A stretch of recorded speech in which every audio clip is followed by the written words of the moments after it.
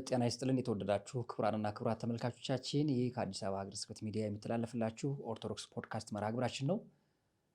በተለያዩ ርዕሰ ጉዳዮች የምናነስበት ጉዳይ ነው። መቼስ በዓለ ሃምሳ ስለሆነ እንኳን አደረሳችሁ እንኳን አደረሰን ማለት እንወዳለን። ዛሬ በዚህ ርዕሰ ጉዳያችን አንድ የቤተክርስቲያናችን ሊቅ ከእሳቸው ጋር ቆይታ እናደርጋለን። እሳቸው በቅዱስ ጳውሎስ መንፈሳዊ ኮሌጅ ከ25 ዓመታት በላይ አስተምረዋል። ወደ 8 መጻሕፍቶችን አበርክተዋል ለምዕመናን። እንደው ምስጢር ማደላደል ሲባል እንደሳቸው ነው ይባላል።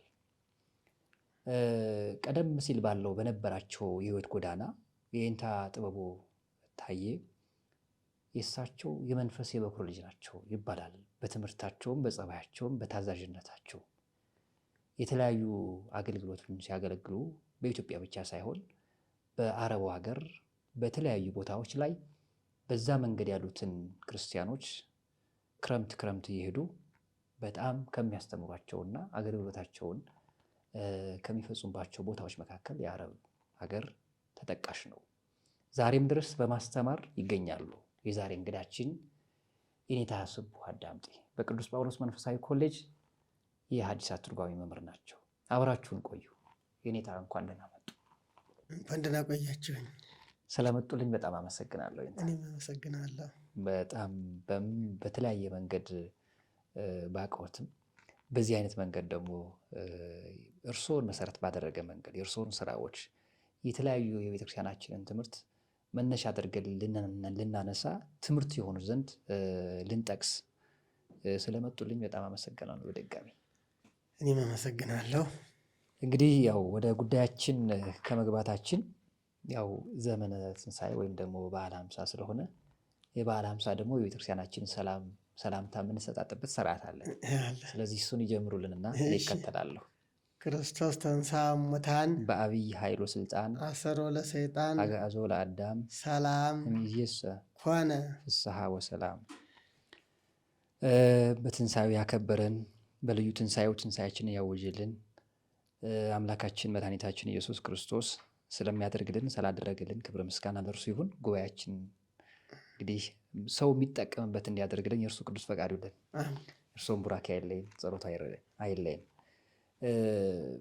እንግዲህ የኔታ ቀደም ብዬ እንዳነሳሁት ለ25 ዓመታት ወይም ደግሞ ለዚህ ላልተናነሰ ዓመት እያስተማሩ በተለይ ደግሞ የትርጓሜን ትምህርት በጣም ከባድ ብዙ ነገሮች የሚነሱበት በተለይ ደግሞ ብዙ ሀሳቦች ሰዎች ሁሉ ጥያቄ የሚያነሱበት ጉዳይ ነው። ማብራሪያ የሚያስፈልገው ምስጢር የሚያስፈልገው እንደው ይህን ያክል 25 ዓመት በቅዱስ ጳውሎስ ቆዩ። እንደው መለስ ብለው ሲያዩት ካስተማሯቸው ሰዎች ከሚያስተምሩበት መንገድ አንዳንዴ ቁጭ ብለው ተመልሰው አያዩትም? ወደኋላ ያሳለፉበትን ይህን ያክል ዓመት በአዲስ አበባ ያው አንዳንዴ አስታውሳለሁ። እንደሚታወቀው እንግዲህ ፀሐይ ይወጣል፣ ፀሐይ ይገባል፣ ይመሻል፣ ይነጋል። ይህን ያህል ዘመን ሆነ ሲባል ነው እንጂ እንዴት ይህን ያህል ዘመን እንደሆነ አይታወቅም። እውነት ነው። ሳይታወቅ ነው የሚያልፈው። ስንቆጥረው ብቻ እንዴ እንደነቃለን እንደገና እና ያው የቆየሁባቸውን እንግዲህ ጊዜያት እንዴት እንደቆየው ያው ቆም ብዬ አንዳንዴ አስታውሳለሁ። እና መልካም ነው እንግዲህ እግዚአብሔር ፈቅዶ በዚህ ከቃል እግዚአብሔር ጋር እና ከተማሪ ጋር እንድቆይ ያደረገኝ ወደ ሌላ ቦታም ሳልሄድ በዚሁ መቆየቴ ጥሩ ነው እላለሁ። ማስተማር ጥሩ ስለሆነ ማለት ነው። ጥሩ ነው ማስተማር። አዎ እንደው በደንብ ስለ ቅዱስ ጳውሎስ መንፈሳዊ ኮሌጅ ባለውት የአገልግሎት ሁኔታ እናነሳለን። ያው ለመነሻ ያክል ይህን ያክል ዓመት እንዳስተማሩ ለቤተክርስቲያንም ብዙ ውለታ እንደዋሉ ለማንሳት ፈልጌ ነው እንጂ እናነሳለን፣ በኋላ መልሼ አነሳለሁ። ደና ቅዱስ ጊዮርጊስ ቤተክርስቲያን ነው አካባቢዎት፣ አጥቢያዎት። የልጅነት ጊዜ ምን ይመስል ነበር? ወደ ኤንታ ጥበቡ ጉባኤ እንዴት ገቡ? በእግዚአብሔር ፈቃድ ነው።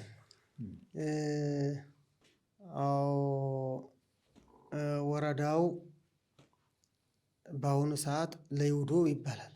በአሁኑ ሰዓት በመጀመሪያው ቀድሞ ወደ ፎገራ ወረዳ ነው ማለት ነው። ያው ፎገራና ደራ እንደዚህ ኩታ ገጠም ናቸው እና እኔ የገበሬ ልጅ ነኝ። ያው እንደ ማንኛውም የገበሬ ልጅ መጀመሪያ ጥጃ እየጠበቅኩ እዚያ ደግሞ ላሞችን በመጠበቅ ነው ያደግኩት ማለት ነው። እና እንዲህ ገደላማ ቦታ ነው እንዲህ ያደግኩበት ማለት ይቻላል። እና በዚያ ነው እንደ ማንኛውም የአካባቢው ልጆች ያደግኩት። እንግዲህ እግዚአብሔር ፈቃድ ሲሆን ወደ ቤተ ክርስቲያን ትምህርት ሄጄ ጀመርኩ። በምን አጋጣሚ? መጀመሪያ አባቴ ትንሽ እንዲህ እስከ ሰኞ ውዳሴ ማርያም ይጸልይ ነበር። ድሮ ተምሮ ነበር። እዚያ በኋላ እሱ ይህችን የዘወትር ጸሎቱን አስተማረኝ። አባቶ ማለት አባት ያው አስተማረኝና ከዛ መሪ ጌታ ተገኝ የሚባሉ የደብሩ መሪ ጌታ ነበሩ። ወደ እሳቸው ሄጄ ትምህርቱን እዛው ቅዱስ ጊዮርጊስ ቤተክርስቲያን ነው እንድጀምር አደረገኝ። ያው ከዚያ በኋላ እየቀጠልኩ ሄድኩ። ከዚያ በኋላ መተው አልፈለግኩም።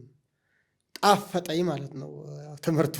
የእግዚአብሔር ቃል ስለሆነ ደስ ይላል። በቃ ትምህርቱን ለመተው አልፈለግኩም እና ያው እየጨመርኩ የዚያ እንደ ቤተ ክርስቲያን ወይም ደግሞ የቤተ ክርስቲያን ልጆች እንግዲህ ብዙውን ጊዜ እንደውም ከዛ ከተወለዱበት ሀገር ወጥተው ነው የሚማሩትና እኔም በኋላ ከዛ ወጥቼ ያው ወደ ሌላ ቦታ መሄድ ጀመርኩ ማለት ነው።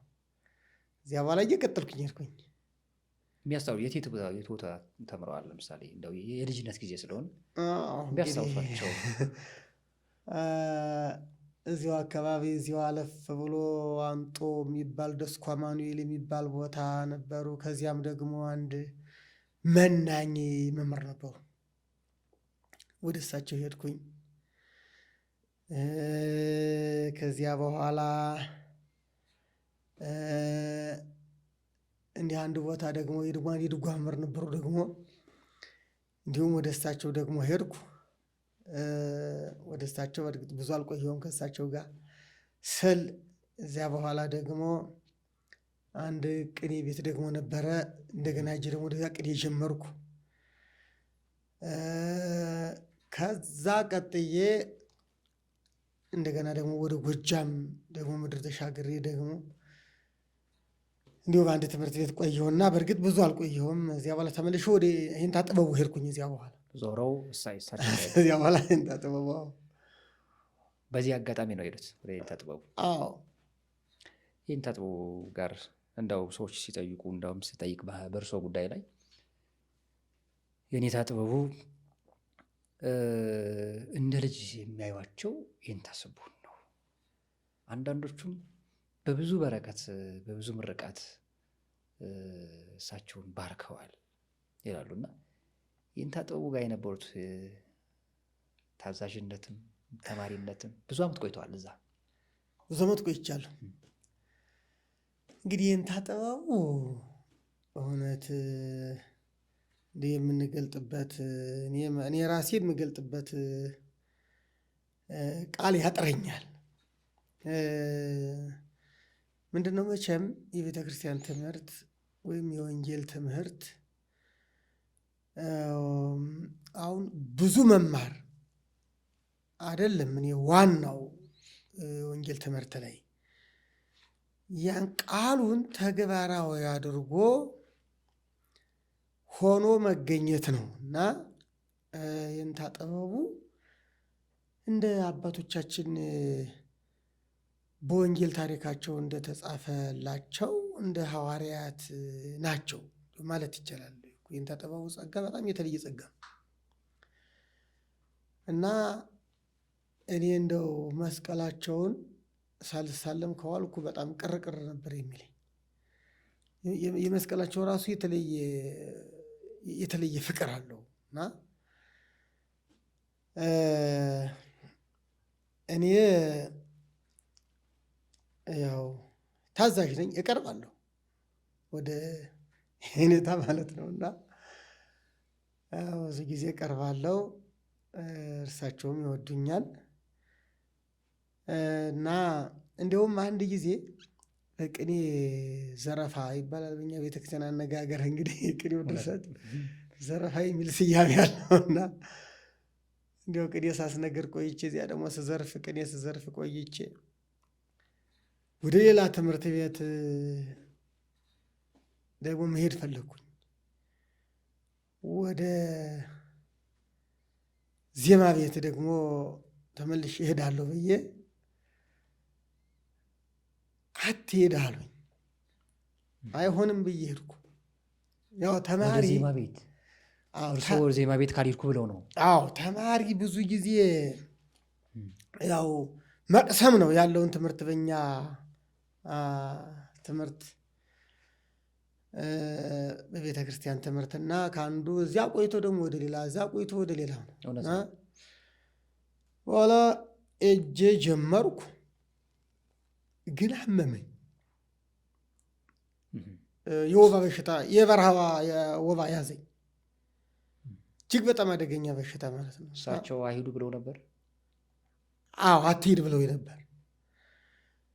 እኔ ግን አይ የለም ደግሞ በዛው አድርጌ አቋቋም ቤት ልገባ ነው ብዬ እምቢ ብዬ ሄድኩ። በሀገራችን ደግሞ አቋቋም ትምህርት ነው ትልቁ ትምህርት ብሎ የሚወሰደው ብዙ ጊዜና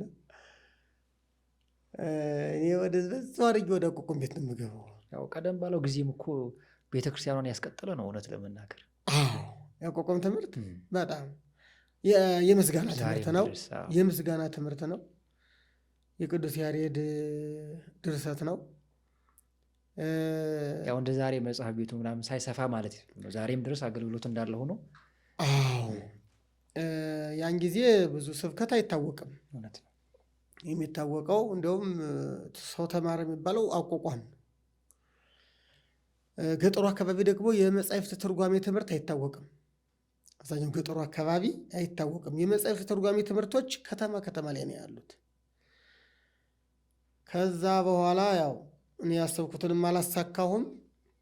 ተመልሼ እንደገና ደግሞ መጥቶ ደግሞ ከእንታ ጋር ተመልሰው መጡ። እንደው ምን አልወት እንደዛን ሰዓት ሲመለሱ ምን አልወት እንደው ምን ይላሉ እሳቸው ፈገግ ብለው መቀበል ነው። ችግር አለባቸው።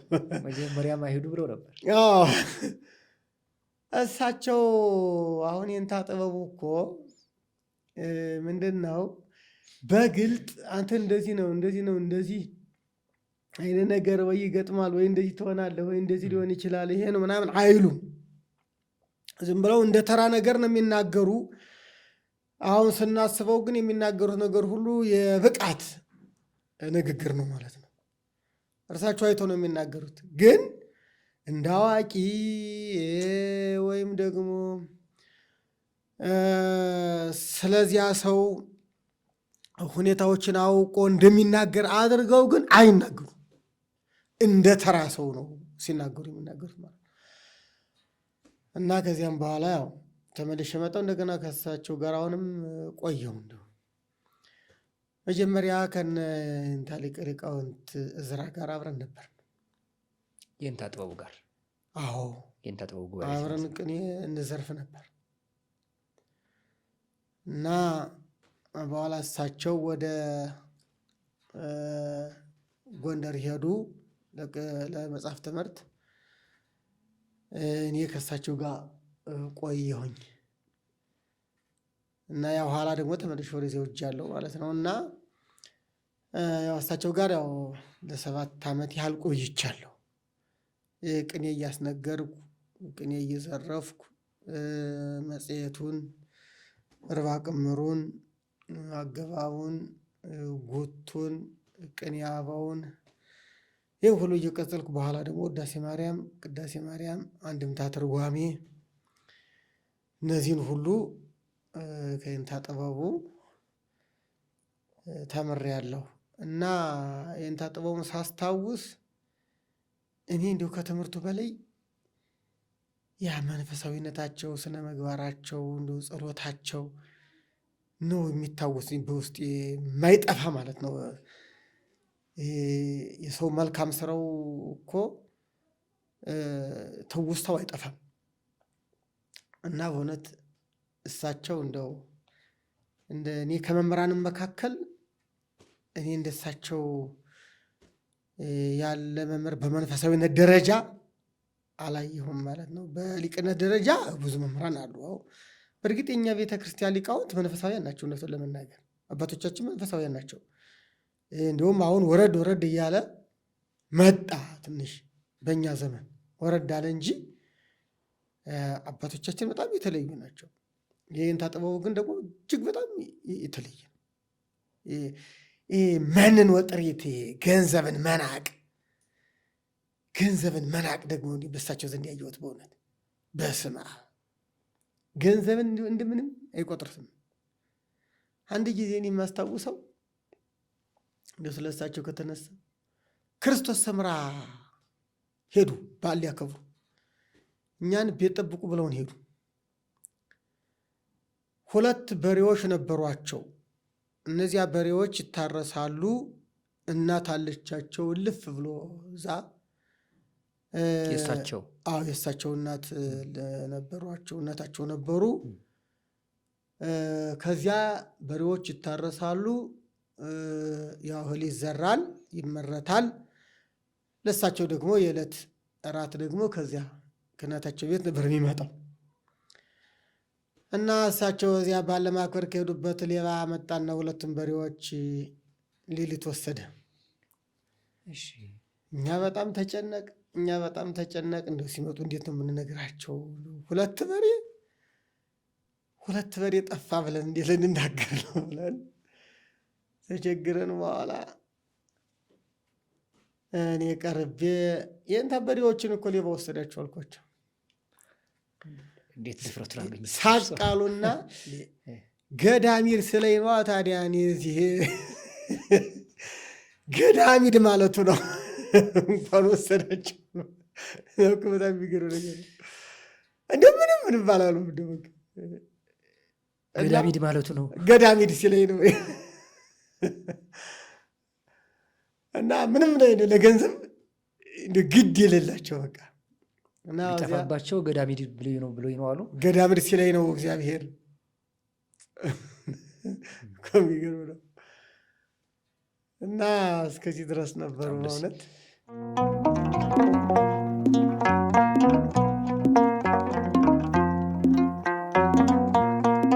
እንዳው የኔታ በጣም ትዝታም ደግሞ የአባቶች ሕይወት ስለሆነ አስተማሪነቱም ከፍ ያለ ነው። የኔታ ጥበቡ የቅኔ ጉባኤ ቤት ማለት ነው።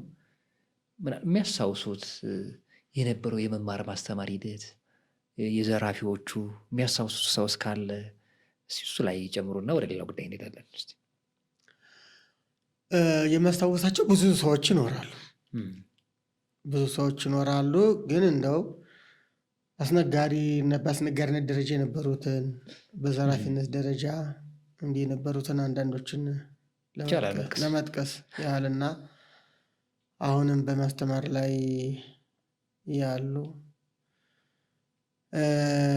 ሊቀ ሊቃውንት ዕዝራ እኔ ጋር ነበሩ።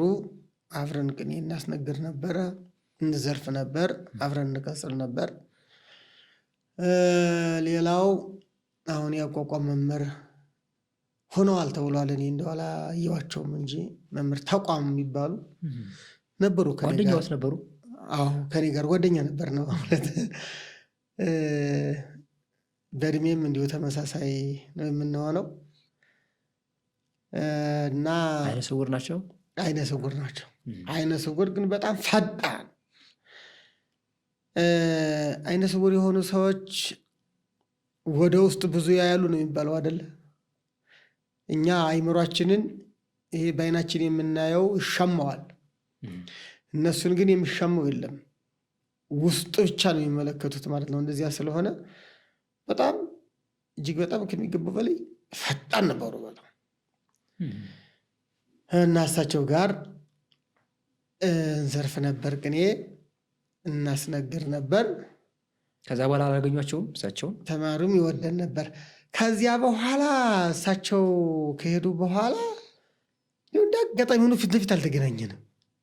ግን እኔ በዜና እሰማለሁ እንደዚህ ጎንደር ረዥም ዓመት እኮ ነው። እንደዛ እኮ ረዥም ነው በጣም በጣም ረዥም።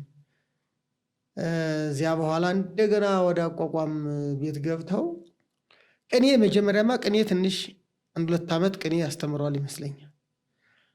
1-2 ዓመት ቅኔ ያስተምረው ከዚያ በኋላ ወደ አቋቋም ቤት ገብተው አቋቋም አድርሰው አቋቁመ ማስተማር ላይ ናቸው ሲባል ሰምቻለሁ። ደስ ይላል። እና ሌሎችም ነበሩ እንደዚህ እነ መምህር ተክሌ የሚባሉ መምህር አብርሃም የሚባሉ አሁን በማስተማር ላይ ያሉ አሉ። ወደ ወሎ አካባቢ ስልክ ደውለውልኛል እሳቸው ባለፈው ተማሪ ጉባኤ ከፍተው ያው እያስተማሩ እንደሆነ የነገሩኝ አስታውሰውኝ እና ያው በትምህርት ቤት እንግዲህ ከዚህ ከአዲስ አበባ አባ ማርቆስ የምንላቸው አንድ አባት ነበሩ። ከአዲስ አበባ መነኩሴ ነበሩ። ቅኔ ሊማሩ ከኔታ ጥበቡ መጡ። በኋላ አንድ ደቀ መዝሙር ሰጥተው ያስተምሩልኛል። በኋላ ይንታ ደግሞ እኔን ለአንተ ሰጥቻለሁ አሉ እና እሳቸውን እያስቀጸልኩ እያስተማርኩ መናኝ ናቸው። አሁን ኢየሩሳሌም ነው ያሉት። በጣም ጥሩ መነኩሴ ናቸው። በጣም ይታወቃሉ እኮ በአዲስ አበባ የታወቁ ናቸው። አሁን ራሱ ኢየሩሳሌም ገብተው ወደዚህ አልመጡም። አሁን እዛው ነው ያሉት። አሁንም እኔም እንደውም በኋላ ወደ አዲስ አበባ እንድመጣ ራሱ ምክንያት ሆኑ እሳቸው ናቸው። ሰዋስወ ብርሃን ያስገቡኝ እሳቸው ናቸው። ወደ ትምህርት ቤት ማለት ነው። በትረ ማርቆስ ይባላሉ። በትረ ማርቆስ። አዎ። እና እሳቸውን ደህና ከዚያ ያው እኔ አስቀጻይም ስለነበርኩ አስነጋሪም ዘራፊም ስለነበርኩ እሳቸውም እንዲቀኙ እየረዳው ቅኔ ተቀኝተው መጡ። በኋላ ደግሞ እኔ ስልካቸውን አፈላልዬ ስለ አዲስ አበባ አናውቅም ነበር። ሰዋስወ ብርሃን አስገቡኝ። ሰዋስወ ብርሃን ቅዱስ ጳውሎስ ያስገቡኝ እሳቸው ናቸው። የሰዋስወ ብርሃን ጉዳይ እንመጣለን። ምናልባት ያው የእንታ ጥበቡ ጉባኤ ቤት ላይ ስላለን የሚያስታውሱት የእንታ ቅኔ እንዳው ጉባኤ ቃና የሚሆን አምላክ የሚሆን ብቻ ከብዙ ቅኔያት አንዱን እንኳ የእንታ ጥበቡ ቅኔ እስኪ መልአከ ብርሃን አድማሱ ጀንበሬ በዝክረ ሊቃውንት ላይ የእንታ ጥበቡን አንድ መወድስ ጽፈዋል። እስኪ እኔ እንደው መጀመሪያውን አካባቢ ነው ትንሽ ወደዚያ ያለውን ረስቸዋለሁና ጊዜም ስለማይኖር መወድስ ረዥም ነውና ምን ይላል? ሐፂር ቶማስ መንፈቀ ብእሲ አኢዱጊሁ ጸሐፈ ላይለ አስፈሬዳ ቀዊሙ እግዚአብሔር ሰይፍ አምጣና ይጸረ አቅሙ ወስሐቀ በፍጥረተ ርእሱ ገቢሮ ተደሞ የሚል ነበረ እና አንድ አጭር ሰው ነው የሚለው እንግዲህ ሰሙ አጭር ሰው ቶማስ በቅርጫት ላይ ቆሞ አህዮቹን ጫነ ይላል። እግዚአብሔር ሰይፍ ቁመቱን አሳጥሮታልና የሚል ነው። ምንድነው? አንድ አጭር ሰው አህያ ሲጭን አልደርስ ካለ ቅርጫት ደፍቶ እዚያ ላይ ቆሞ ሊጭን ይችላል። ቁመቱ አጭር እንዲደርስ ማለት ነው። እንዲደርስ ለሰሙ ነው እንግዲህ አጭር ሰው ይህን ያደርጋል ነው። ምስጢሩ ምንድን ነው? ቶማስ ዘመራስ ብዙ መከራ የተቀበለ የእግዚአብሔር ሰማዕት ነው። የኢየሱስ ክርስቶስ ሰማዕት ነው ቶማስ እና በሰይፍ የእግሩን እጣቶች የእጁን እጣቶች የተቆራረጠ ሰማዕት ነው እና 2 አህዮች ነበሩት። እግሩን በሰይፍ ስለቆረጡት መሄድ ስለማይችል ደቀ መዛሙርቱ በአህያ ላይ ያስቀምጡትና በአህያ ላይ ተቀምጦ ወደ ሌላ ቦታ ሄዶ ያስተምር ነበረ። የሰማዕታት ጽናታቸው እንግዲህ እግዚአብሔር በእውነት ጀግኖች ክርስቲያኖች እንደዚህ እግሩ ተቆራርጦ መሄድ ባይችል እንኳን በአህያ ላይ ተቀምጦ ከቦታ ወደ ቦታ ሄዶ ያስተምር ነበር። በኋላ ደግሞ ክፉዎች ሰዎች አህዮቹን ደግሞ በአንድ ሌሊት አንገታቸውን ቆረጧቸው ይላል። ሰው ዓለምን ሲተው ሰው በዚህ ምድር ላይ ላለው ነገር መስገብገብ ሲያቆም እግዚአብሔር በበረከት ላይ በረከት ይጨምራልና ሁለቱን አህዮቹን ባርኮ አስነሳቸው ይላል። በሰይፍ አንገታቸው ከተቆረጠ በኋላ እግዚአብሔርን ከልቡ ለሚያገለግል እንግዲህ እግዚአብሔርንም ደግሞ ታምሩን ለሰው በተፈጥሮ ያልተሰጠውን ስጦታ ይሰጣል ማለት ነው። እና እንዲህ አይነት ታሪክ ያለው ነው ቶማስ። እና ይህንን ነበር የገለጡት በአጭር ሰው የኔታ ጥበቡ ማለት ነው በቅኔያቸው። ለቤተ ክርስቲያን መቼስ ብዙ ውለታ ከዋሉ አባቶች መካከል ሊቃውንት በሕይወታቸውም በትምህርታቸውም ካስተማሩት አባቶች መካከል አንዱ እሳቸው ናቸው። እውነት ለመናገር በጣም አመሰግናለሁ ስላስታወሱኝ። ክቡራንና ክቡራት ተመልካቾቻችን አብራችሁን ስላላችሁ እጅግ እናመሰግናለን። ኦርቶዶክስ ፖድካስት መርሃ ግብራችን ነው ከአዲስ አበባ ሀገረ ስብከት ሚዲያ አገልግሎት። እንግዳችን ደግሞ የኔታ ስቡህ አዳምጤ ናቸው። በኢትዮጵያ ኦርቶዶክስ ተዋሕዶ ቤተክርስቲያን በሰዋስወ ብርሃን ቅዱስ ጳውሎስ መንፈሳዊ ኮሌጅ የሐዲሳት ትርጓሜ መምህር ናቸው። ለ25 ዓመታት ያክል አስተምሯን እያስተማሩ ይገኛሉ። ሌሎችንም ስራዎችን እየሰሩ በተለይ በአፍ በመጽሐፍ ቤተክርስቲያኗን በመግለጥ ረገድ የራሳቸውን ድርሻቸውን እየተወጡ ይገኛሉ። አብራችሁ ስላላችሁ እናመሰግናለን። የኔታ እንቀጥላለን ወጋችንን። እንዲሁ ከየኔታ ጥበቡ በኋላ ወደ ተለያዩ ጉባኤያት ሂደዋል። በተለይ ወደ መጽሐፉ ሂደዋል። እንግዲህ የእሳቸውም ሀሳብ ይኖርበት ይሆን እሱን ይገልጹልኝና የሄዱባቸው ወደ መጀመሪያ ሄዱት ሐዲሳት ነው የገቡት ወይስ እንደው ወደ ጎንደር ሄዱ? መጀመሪያ ላይ እንደነገርኩህ አሁንም አቋቋም ቤት ነው የምገባው ብዬ እምቢ አልኩ። አሁንም እና እዚያ የኔታ እንደው አቋቋም እያልክ ነው፣ እስኪ እጣ ጣል ይላሉ የኔታ። ብዙ ጊዜ እጣ ጸሎተ ማርያም ጸልዩና እጣ ይጥላሉ ነው። በኋላ ጸሎተ ማርያም ጸልዬ እጣ ስጥል አንድ ጊዜ ላቋቋም፣ አንድ ጊዜ ለመጽሐፍ፣ እንደገና ላቋቋም ወጣ። አይ እጣው 3 ጊዜ ሁሉ ለአንዱ መውጣት አለበታል።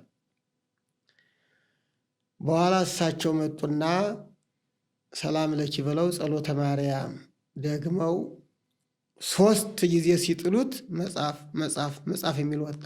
3 ጊዜ ያው ምንም ሳይቀላቀል ማለት ነው። መጽሐፍ ነው መሄድ ያለብህ።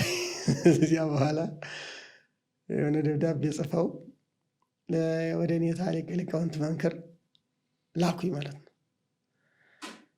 በዚህ ምክንያት ያው እጄ መጽሐፍ ቤት ገባሁ ጎንደር። ከዚህ አዲስ ኪዳን አንድምታ ትርጓሜ የተማርኩ።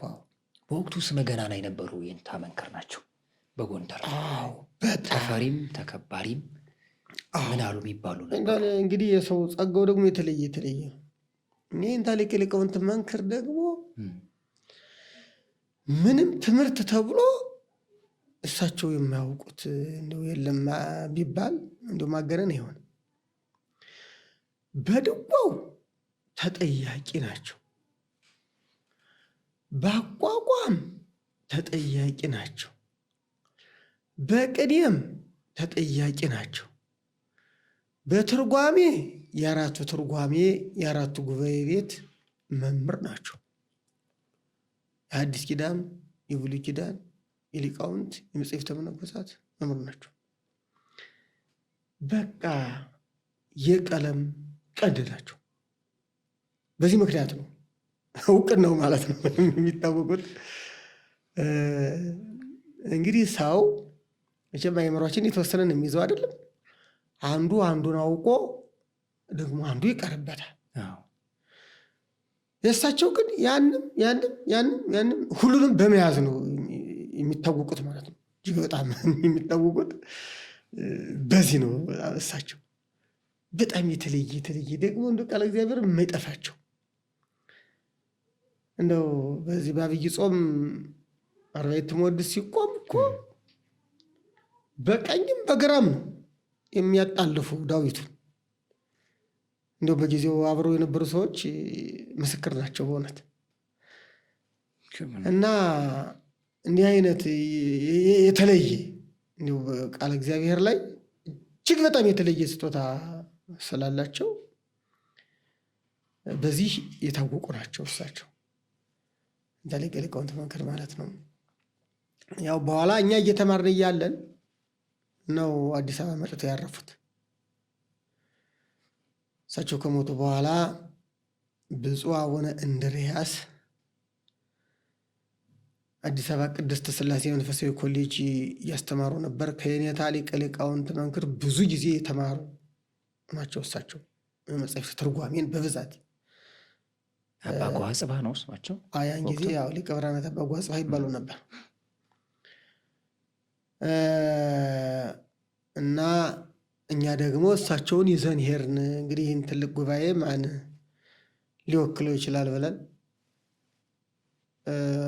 እሳቸው ከሁሉም የተሻሉ ሆነው ስላገኘናቸው ከቅድስት ሥላሴ ያው አስጠርተን ወደዛ እንደገና ወደ ጉባኤ ቤቱ እንዲሄዱ ተደረገ ማለት ነው። በዛውን ሃይማኖተ አበው እሳቸው ጋር የተማሩት። ከዛ በኋላ ከሳቸው ብፁዕ አቡነ እንድርያስ ከዚያ እያስተማሩ ነው። ከላይም ራዕየ ዮሐንስ አካባቢ ወደ መጨረሻው አዲስ ኪዳንና በኋላም ደግሞ ከሃይማኖተ አበው እንዲሁ ከሳቸው ማለት ነው እሳቸውን የተማሩ። ከዛ በኋላ ጎንደርን ተሰናብተው ወደ አዲስ አበባ መጡ። ቅዱስ ጳውሎስ መንፈሳዊ ኮሌጅ ወይም ሰዋስወ ብርሃን ቅዱስ ጳውሎስ መንፈሳዊ ኮሌጅ ነው የገቡት። ቅድም እንዳሉት በአባ በትረ ማርቆስ አማካኝነት ወደ አዲስ አበባ መጡ። ከዚያም ወደ ቅዱስ ጳውሎስ ኮሌጅ ገቡ። ሲገቡ ቅዱስ ጳውሎስ በአንድ በኩል ተማሪ፣ በአንድ በኩል አስተማሪ ሆነዋል። እንዴት ነው? ስገባ ተማሪ ሆኜ ነው የገባሁት። ተማሪ ሆኜ የገባው የብሉያት ተማሪ ማለት ነው። መላከ ገነት የብሉያት ተማሪ ሆኖ ነው የገቡት። የብሉያት ተማሪ፣ የብሉያት ትርጓሜ ተማሪ መላከ ገነት የኔታ ገብረ ሥላሴ አወቀ ከእሳቸው ነው የገባሁት። እና እሳቸው ደግሞ በመጻሕፍት ትርጓሜ እጅግ በጣም የታወቁ ናቸው። በመጻሕፍት ትርጓሜ እንደውም በአንድምታ ትርጓሜ በዘመናቸው የኔታ ገብረ ሥላሴን የሚያክል ራሱ መምህር የለም፣ በትርጓሜው ከታየ ማለት ነው። እና ከነ የኔታ ሊቀ ሊቃውንት መምህር ጋር በጓደኛ ናቸው። በተማሪነት ዶክተር አየለ ከተባሉት ሊቅ የተማሩ ናቸው፣ የመጻሕፍት ትርጓሜን ማለት ነው። እዛ በመማር የኔታ ሊቀ ሊቃውንት መምህር ጋርም ጓደኛ ነበሩ። በአዲስ አበባ ዩኒቨርሲቲ የመጀመሪያ ዶክትሬት ማድረግ የሰጣቸው እና ከኔታ ገብረ ሥላሴ ገባሁ። ወደ ኔታ ገብረ ሥላሴንም እንደው መቼም ሊቃውንተ ቤተክርስቲያን የምናስታውስበት ብዙ ነገር ስላለ ኔታ ገብረ ሥላሴ ደግሞ የዋህ ናቸው። ቂም በቀል የሚባል ነገር የለባቸው። ከተማሪ ጋር ይነጋገሩና አንተ ይቅርታ አድርግልኝ እንጂ ይላሉ።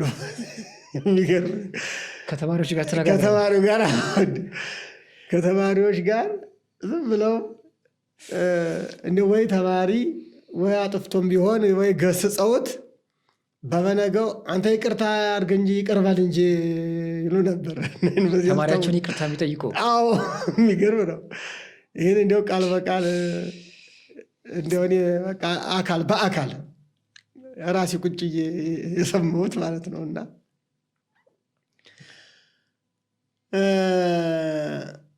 በጣም የተለዩ የዋህ አባት፣ በእውነት የታወቁ ሊቅ እሳቸውማ ሲሞቱ እድሜያቸው ራሱ 102 ዓመት ሆኗቸው ነው። እስከዚያ ድረስ የሚገርመው ነገር ጉባኤ ሳያቋርጡ እግዚአብሔር እንዴት አድርጎ እንደ ብርታቱን እንደሚሰጣቸው በቃ ቀንም ሌትም መጻሕፍት አያቋርጡም።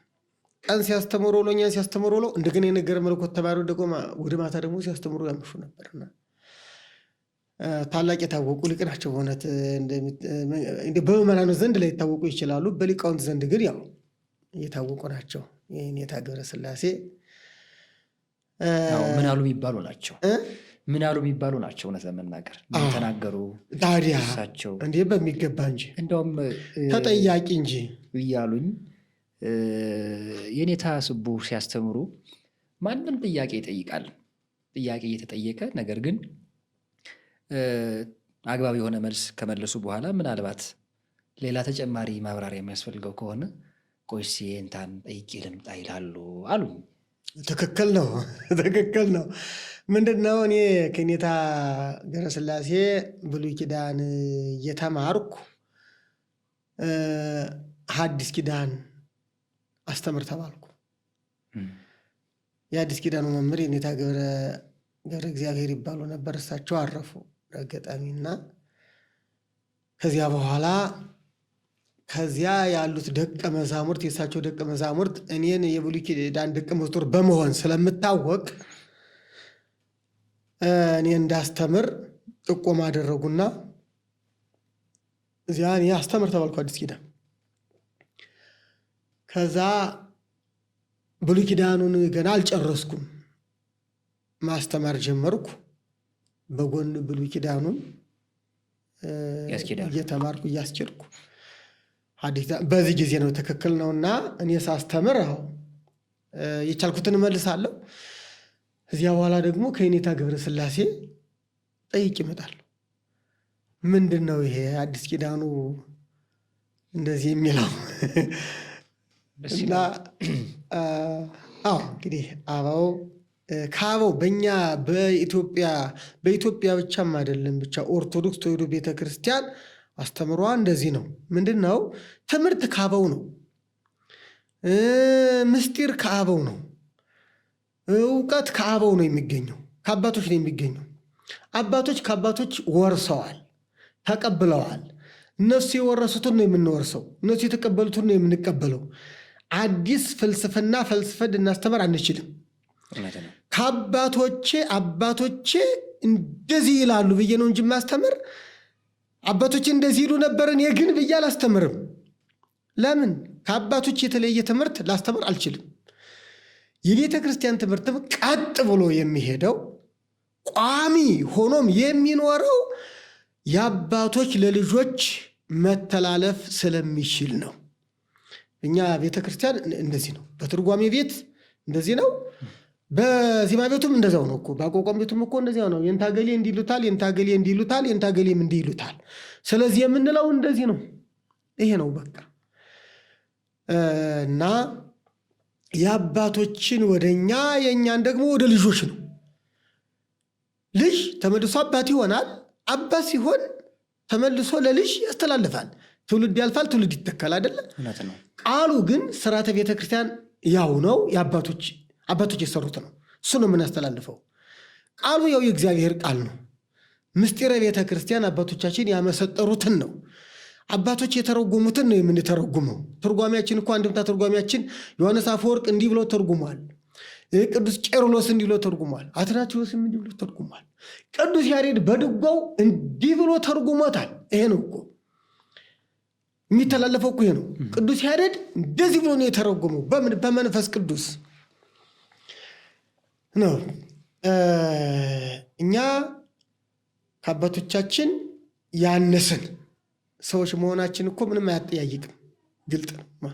እና የአባቶችን ተቀብሎ ለልጆች ማስተላለፍ እንጂ በቤተ ክርስቲያን ትምህርት አዲስ መፈልሰፍ አይፈቀድም። አዲስ የሚፈለስፍ ካለ ኑፋቄ ሊፈለስፍ ይችላል። ይህ እኮ አደገኛ ነገር እኮ ነው። የሰው እንግዲህ ሀሳቡ ብዙ ነው የሚሆነው አደለ?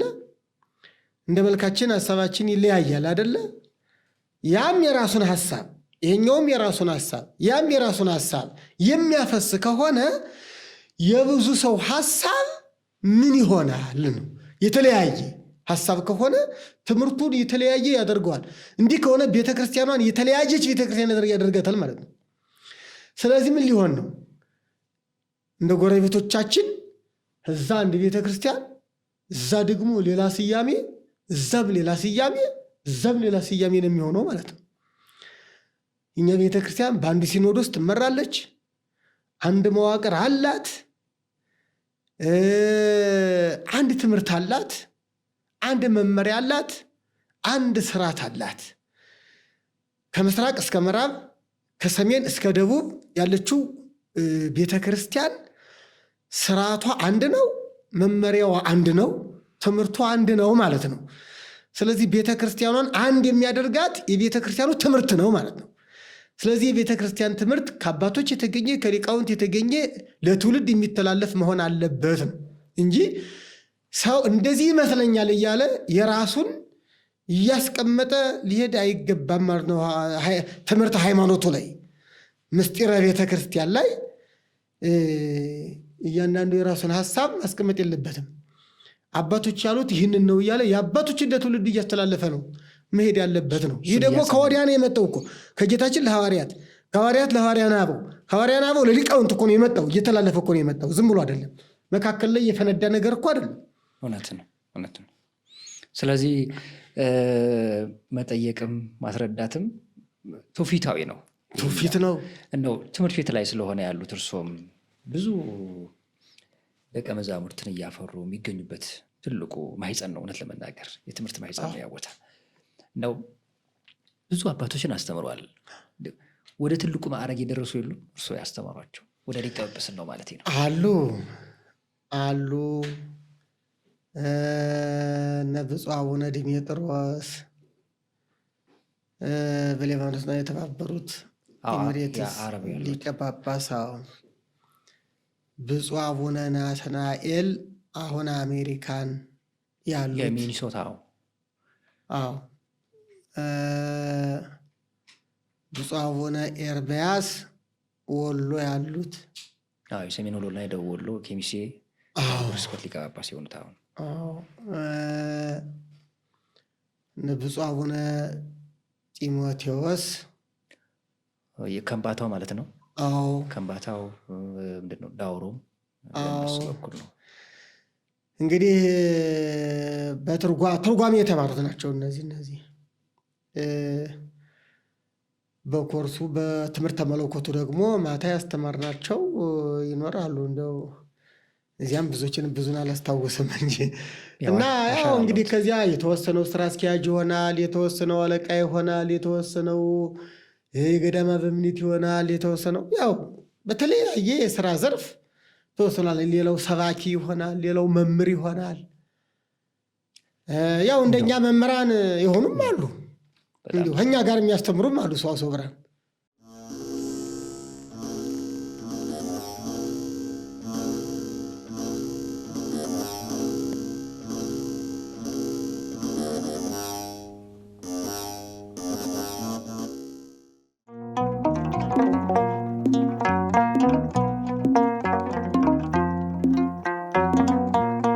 በትምህርት በተምሮ ማስተማር ወይም ደግሞ በመማር ማስተማር ሂደት ላይ አንዳንዴ ትምህርት ቤት እንደመሆን መጠን ይህን ታስቡ እዚህ ላይ እንዴት ናቸው? ጥያቄ የሚፈራ መምህር አለ እንዴ? እርስዎ ጋር ያለው እንዴት ነው? ለተማሪዎች ያሉት ነፃነት እንዴት ነው? መምህር ተሆኖ ጥያቄ ተፈርቶ እንዴት ይሆናል? ተማሪ ስራው እኮ መጠየቅ ነው አደለ? ተማሪ ከትምህርቱ አንዱ እና ዋናው ጥያቄ መጠየቅ ነው። ጥያቄ ሲመጣ መምህሩ ተጠንቅቆ መመለስ ነው ያለበት። ተጠንቅቆ ማለት አሁን የዜማ ጥያቄ ችግር የለውም። የድጓ መምህር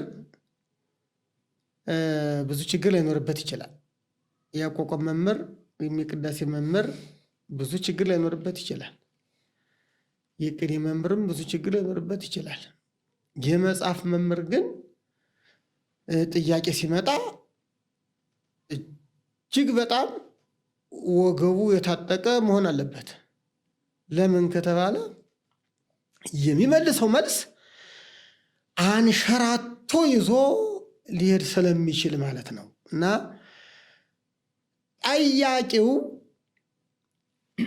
በቃ የፈለገውን ነው አምጥቶ የሚጠይቅ። በቃ ይህን መጠየቅ አለብኝ ያለውን ማለት ነው። ያው ሊማርም ስለሆነ ሊማር ስለሆነ ያው ከመምሬ ይህም ብለውኛል ስለሚል የፈለገው እና ያ ጥያቄ ምስጢረ ሥጋዌ ላይ የሚመጣ ጥያቄ እጅግ በጣም ከባድ ነው። በጣም አስቸጋሪ ነው።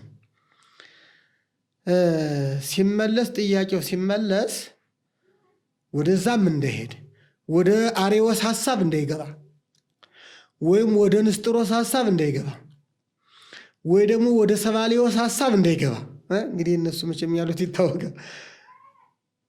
ወደ አሬዎስ ሐሳብ ከሄደ የወልድን አምላክነት ዝቅ እንዳያደርግ፣ ወደ ንስጥሮስ ከሄደ ደግሞ ወደ ጸጋ አምላክነት ሄዶ እንዳይገባ፣ ክርስቶስን የጸጋ አምላክ እንዳይለው ማለት ነው። ወደ ሰባሌዎስ ደግሞ ከሄደ ደግሞ ምስጢረ ሥላሴው ላይ ሲሆን ደግሞ ሶስት አካላት አንድ መለኮት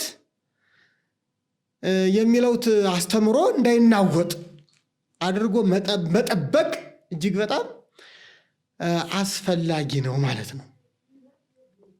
እና እንግዲህ ጥያቄው ወይ ብሉይ ኪዳን ላይ ጋርም እንዳይጣላ፣ ሐዲስ ኪዳን ውስጥም እንዳይጣላ፣ ከሃይማኖት አበው ሊቃውንት ከተረጎሙትም ደግሞ ከሊቃውንት ትርጓሜም እንዳይጣላ፣ እንዳያፈነግጥ፣ እንዳይወጣ አድርጎ መመለስ ይጠይቃል ማለት ነው።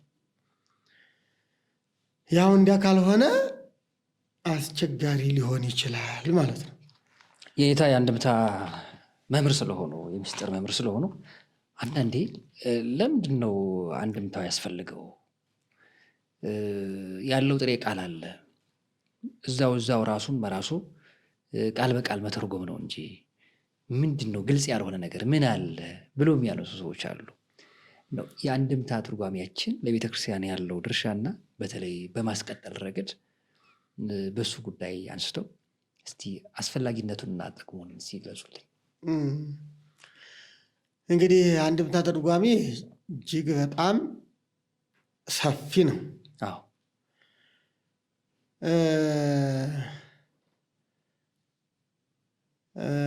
እና አሁን አንድምታ እኮ የተባለው ለአንድ ቃል 4 5 ትርጓሜ ሊቀመጥ ይችላል። ይሄ ምንድን ነው? እንደዚህም ቢተረጎም ያስኬዳል፣ እንዲህም ቢተረጎም ያስኬዳል፣ እንዲህም ቢተረጎም ያስኬዳል፣ እንዲህም ቢተረጎም ያስኬዳል ነው። ከዚህ ውጭ እንደዚህ ቢተረጎም ግን ስህተት ይፈጥራል ነው። የአንድምታ ትርጓሜ የሚለው እኮ ይህንን ነው። እያብራራ ነው የሚሄደው፣ እየገለጠ ነው የሚሄድ አንድምታ ትርጓሜ። ቃሉ ግልጥ ነው የሚለው ቃሉማ ለሁሉም ግልጥ ሊሆን አይችልም እኮ። እንዴት ነው ለሁሉ ግልጥ ሊሆን ይችላል? ለሁሉ ግልጥ ካለመሆኑ የተነሳ እኮ ነው። አርዮስ ለምን ካደ? ለምንድን ነው አርዮስ ወልድ ፍጡር ያለው? መጻሕፍቱ ወልድ ፍጡር የሚሉ መስሎት እኮ ነው። ካልተተረጎመማ ለእያንዳንዱ ሰው እንደዛ ሊመስለው ይችላል ማለት እኮ ነው። በመሰለው ከሄደ እኮ እጅግ በጣም አደገኛ እኮ ነው። እንዲህ ይመስለኛል እያለ ከሄደ አደገኛ ነው የሚሆነው ማለት ነው። እና አርዮስ እኮ እንደዚያ ነው፣ መሰለው። በቃ ወልድ ከአብ የሚያንስ መሰለው። መጻሕፍቱ ግን ወልድ ከአብና ከመንፈስ ቅዱስ ጋር በአምላክነት አንድ መሆኑን ይናገራሉ ማለት ነው። ያን ነው ወደ ጎን የተወው ነው እኮ። እና ይህ በትርጓሜ ካልተገለጠ፣ በትርጓሜ ካልተቃና እንዴት ሊረዳው ይችላል ነው። ያው ክርስቶስም ሲያስተምርበት የነበረው እየመሰለ ዘርና ቃለ ወንጌል እንዴት አድርጎ ሲያነጻ እየተረጎመም ነው እንጂ ፈክር ለነ ያሉ እኮ ሐዋርያት ትርጓሜ ለምን ያስፈልጋል የሚል ሰው እኮ ትምህርት ሐዋርያትን ወደ ጎን የተወ ነው። ሐዋርያት መቼ እንደዚህ አሉ? ችግር የለውም ተረድተነዋል እንደዚህ ነው ብለው እኮ አልሄዱም። ምንድን ነው ያሉት? ፈክር ለነ ማለት ተርጉምልን አይደል ያሉት? ተርጉምልን ሲሉት ኢየሱስ ክርስቶስ ተረጎመ አይደል? የማቴዎስ ወንጌል ምዕራፍ 13 ላይ እውነት ነው እርሻውም ዓለም ነው እየለ ተረጉም እኮ ክፉ ጠላት የተባለውም ዲያብሎስ ነው አለ እኮ። ስንዴው የእግዚአብሔር ቃል ነው አለ። እንክርዳዱ ደግሞ ክፉ ዲያብሎስ የሚዘራው ክፉ ሐሳብ ነው፣ ክደት ነው ብሎ ኢየሱስ ክርስቶስ እኮ ተረጎመ አይደል እንዴ? ስለዚህ በአዲስ ኪዳን እኮ ትርጓሜን እኮ የጀመረው ኢየሱስ ክርስቶስ እኮ ነው። ከዚያ በኋላ ቅዱስ ጳውሎስ ሲተረጉም እናያለን፣ ቅዱስ ጴጥሮስ ሲተረጉም እናያለን፣ ሐዋርያ ሲተረጉም እንመለከታለን። ከዚያም በኋላ ሊቃውንት ይተረጉማሉ።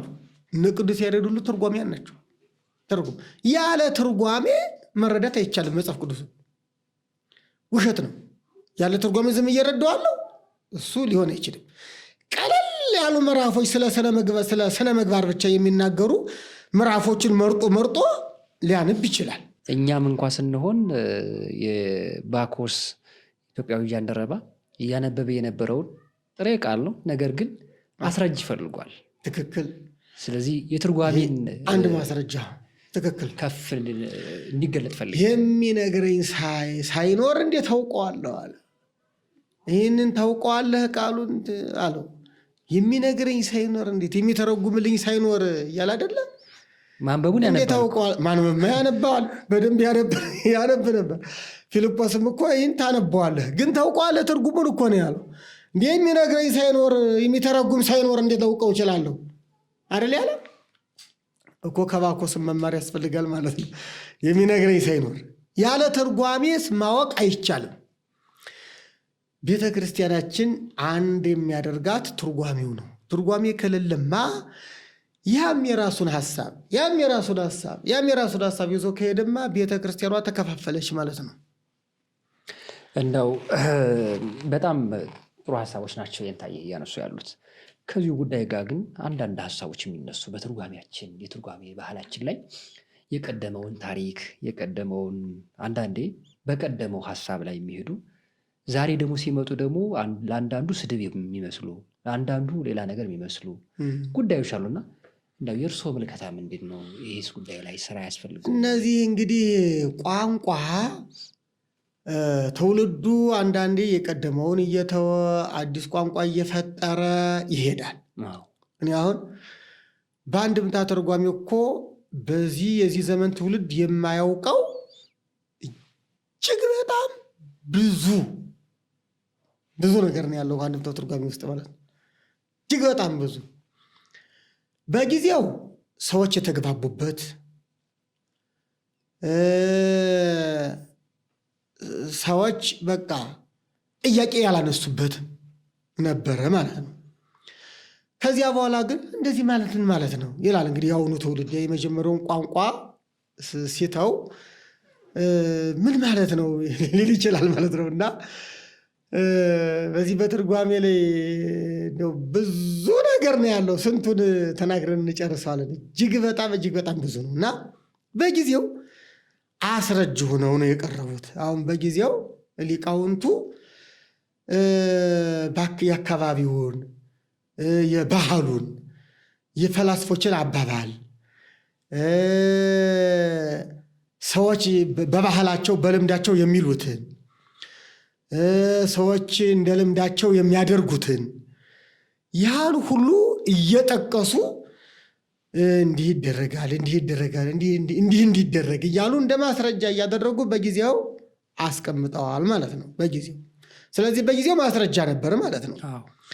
ያው አሁን ከጊዜ በኋላ ግን በአንድምታ ተርጓሜ ላይ ያሉ ቃላት ብዙ ቃላት ትውልዱ የማይግባባባቸው ናቸው እና እኛ ምንድን ነው የምናደርገው? አሁን ተርጉመን ገልጠን እንደዚህ ማለት ነው ብለን ትውልዱ የሚገባውን በምንሰብክበት ጊዜ ወይም ስናስተምር ተማሪው ሲጠይቅ ገልጠን እናገራለን። ያንን እና ይህንን ዘመኑን ማየት ነው። ከ300 ዓመት እኮ አልፎታል። ትርጓሜ አንድ ብታ ትርጓሜ ከተተረጎመ እንኳን በ300 ዓመት ይቅርና በ20 ዓመት ውስጥ እኮ አንዳንዱ ሰው አዲስ ቋንቋ እኮ ወልዷል አይደለ? አሁን የዛሬ 20 ዓመት ያልነበሩ አሁን የሚወለዱ ቋንቋዎች አሉ። እውነት ነው። አንዳንድ ሰው ዝም ብሎ እንደ መግባቢያ ብሎ የሚፈጥራቸው ማለት ነው። ልክ እንደዚህ እያለ ያ እየተለመደ ይሄዳል ማለት ነው። ወይም ከአንዱ ተወስቶ ደግሞ ሊያመጣ ይችላል ማለት ነው። እና እዚያ በኋላ የሚቀጥለው ትውልድ ደግሞ ይህኛውን ይረሳና ደግሞ ያንን ትውልዱ ዘት የቆየውን እየቀጠለ ይሄዳል። እና ምንድን ነው አሁን ይህንን እኮ የቋንቋ ምሁራን ያውቁታል። የቋንቋ ምሁራን በስፋት ያውቁታል። አሁን ይህንን ምን ይሰራበት? ምናልባት እንደዚህ አይነት ጉዳዮች ሲኖሩ አስታራቂ መቼስ ወንጌል አንድምታም ለማስታረቅ ነው። አዎ በዚህ ምክንያት ወይ ሀሳቡን ችግር የለው ነው እንትን ማድረግ ይቻላል። ይህንን አሁን ትርጓሜ ላይ እንዲያው ሊቃውንትም ሰብሰብ ብለው ችግር የለውም እኮ ይሄ ትውልዱን ካላነጸ ለትውልዱ የማይገባ ከሆነ በጊዜው የነበረው ትውልድ ታንጾበት አልፏል። የአሁኑ ትውልድ የማይታነጽበት ከሆነ ይልና አሁን ትውልዱን የሚያንጸውን ነገር ማስቀመጥ ነው። ትውልዱን ሊያንጽ የሚችል የትምህርት ዓላማው ትውልዱን ማነጽ ነው። እውነት ነው። እሱ ላይ ዋናው ፍሬ ነገሩ ትውልዱን ማነጽ አይደለ? ትውልዱን ሊያንጸው የሚችለው የትኛው ነው? ትውልዱን ሊያንጸው የሚችለውን መንገር እሱ ነው መሆን ያለበት። ይሄ ነው ግድ ነው። ይሄ እኮ ምንም ችግር የለውም እኮ በዚያ ጊዜ እንደዚህ ተነገረ፣ በዚህ እንደዚህ ተነገረ። አሁንስ ምን ይነገር? ትውልዱ የሚግባባበትን ነው። ያልካም ክቡራንና ክቡራት ተመልካቾቻችን አብራችሁን ስላላችሁ እጅግ እናመሰግናለን። ኦርቶዶክስ ፖድካስት መርሃ ግብራችን ነው ከኢትዮጵያ ኦርቶዶክስ ተዋሕዶ ቤተክርስቲያን አዲስ አበባ ሀገረ ስብከት ሚዲያ። እንግዳችን የኔታ ስቡህ አዳምጤ ናቸው። በኢትዮጵያ ኦርቶዶክስ ተዋሕዶ ቤተክርስቲያን የሰዋስወ ብርሃን ቅዱስ ጳውሎስ መንፈሳዊ ኮሌጅ የሐዲሳት ትርጓሜ መምህር ናቸው። አብራችሁን ስላላችሁ እጅግ እናመሰግናለን። ቆይታችን ይቀጥላል፣ ወጋችንም እንዳለ ማለት ነው። የኔታ እንዲህ ሆኖ እንግዲህ በትምህርት በቅዱስ ጳውሎስ መንፈሳዊ ኮሌጅ ባሳለፉት 25 ዓመታት ደቀ መዛሙርትን ጉባኤ ዘርግቶ ማስተማርና እንዲመረቁ ከማድረግ ከማብቃት በተጨማሪ ደቀ መዛሙርቱ የተማሩትንም እንዳይረሱ ሌሎችም ደግሞ ተደራሽነት እንዲኖረው ትምህርቱ ወደ 8 መጻሕፍትን ጽፈዋል፣ አሳትመዋል፣ አድርሰዋል። አሁን የመጨረሻው 8ኛው በቅርብ መንጓጓለት የምንጠብቀው መጽሐፍ ነው። ከዚሁ ጋር ሊሄድ የሚችለው ምናልባት የመጀመሪያው መጽሐፍ ጀምሮ በእርሶ ቢገለጥ ደስ ይለኛል። 8 መጽሐፍት ደርሰዋል እስከ ዛሬ ድረስ አይደል? ምን መጽሐፎች ናቸው? ከዛ ዋና ዋና ጉዳዮች ጋር እናነሳለን። በእርሶ ቢገለጡ ብዬ ነው። የመጀመሪያዋ መጽሐፌ ሺህ ዓመትና ሐሳዊ መሲህ ትላለች። ስለ ሐሳዊ መሲህ ወይም ሺህ ዓመት ስለሚለው ሐሳብ የምትገልጥ ናት። ከዚያ ቀጥሎ የዘመን መቁጠሪያ ባሕረ ሐሳብ የሚል መጽሐፍ አለኝ። ከዛ የእመቤታችን ጉዞ ከገሊላ ወደ ግብፅና ኢትዮጵያ የምትል እመቤታችንን ስደት የምትገልጣለች። እዚያ መጽሐፍ ቅዱሳዊ ትምህርት ለቤተሰብ የሚል ደግሞ ቤተሰብን የምታስተምር ደግሞ መጽሐፍ ነበረች። ከዚያ በኋላ የዮሐንስ ወንጌል ማብራሪያ ነው። ብዙ ጊዜ የታተመው እሱም ነው ጭምር ነው።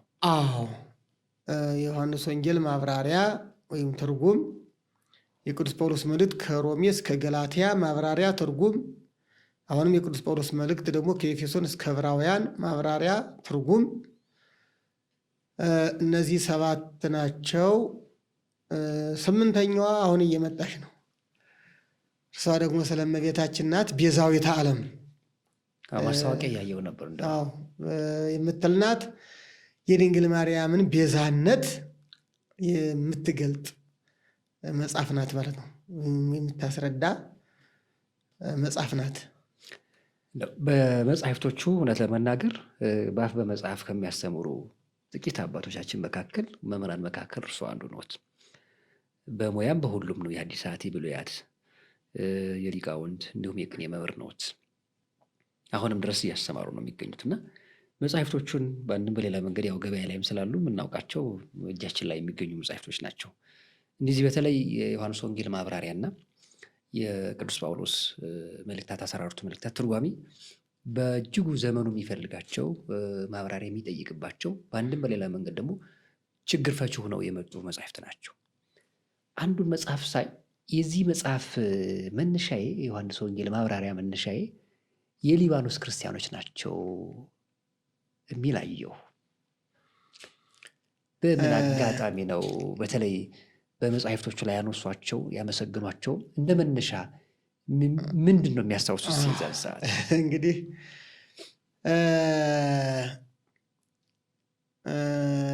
ይሄ ማብራሪያዎችን የመጻፍ ፍላጎቱ ነበረኝ ከመጀመሪያው። ምንድነው ፍላጎቱ ያለኝ? ተማሪው ሰዋስወ ብርሃን ቅዱስ ጳውሎስ መንፈሳዊ ኮሌጅ ደቀ መዛሙርት አንዳንድ ማብራሪያዎችን ይዘው አያቸዋለሁ። እነዚያ ማብራሪያዎች ደግሞ ጥያቄ ከሚፈጥረው ቦታ ላይ ጥሩ ሆነው ያልተገለጡ ሊያንጹ የማይችሉ ናቸው። ውስንነት አላቸው። አንዳንዱ ትክክል ያልሆነ አገላለጥ ያለው ነው። እንዲሁ በእኛ ቤተ ክርስቲያን የተጻፉም አይደሉም እኮ ብዙዎቹ ሰዎቹ እንትን የሚሏቸው ማለት ነው። በኋላ እንዲህ ተማሪውን የሚያነብ ከሆነ እኛ እንዴት የምናውቀውን ከአባቶች የተማርነውን እንደ ትርጓሚያችን በእኛ ቤተ ክርስቲያን በእውነት ትርጓሜ በጥንቃቄ ነው የሚተረጎም። በጥንቃቄ የነ ቄርሎስን ዮሐንስን አፈወርቅን መሰረት አድርገን ነው ያን ብታ መተርጉማንም ያን መሰረት አድርገው ነው የተረጎሙት። እና እንዴት ጥሩ የሆነ እንጀራ እያለ ጥሩ ያልሆነ ተማሪው ለምን ይበላል የሚለው አስብ ነበር። እና በኋላ ግን ይሄ ያው የአቅሙ ጉዳይ እና እንደዚሁም እያስበው ነበር እንጂ አልገባበትም። በኋላ አንዴ ዱባይ ሄጄ ነው ብፁዕ አቡነ ዲሜጥሮስ እንዲሁ እንድጽፍ ይነግሩኝ ነበር። ደግሞ መላከ ምሕረት ቆሞስ አባ ገሪማ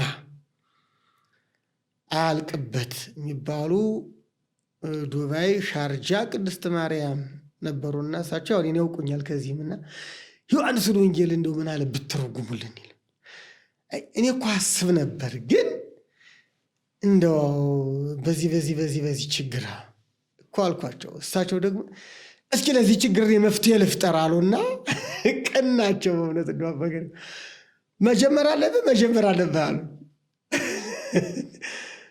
በዚያ ምክንያት ጀመርኩ። አሁን እየጻፍኩ ደግሞ በኋላ ደግሞ ወደ ማሳተሚውም ደግሞ ሲደርስ አሁንም ብፁዕ አቡነ ዲሜጥሮስ በቃ እንዲሁ ጥሩ ይጻፍ እያሉኝ እሳቸው ሊባኖስ ለአገልግሎት ሄጄ እኔ ማሳተም አልቻልኩም፣ ገንዘብም የለኝም አልኳቸውና የተወሰነ እስኪ የሊባኖስ ቤተክርስቲያን ሰበካ ጉባኤ እንዲያግዘኛ አደረጉልኝ እና ይህ የሊባኖስ ቤተክርስቲያን ሰበካ ጉባኤው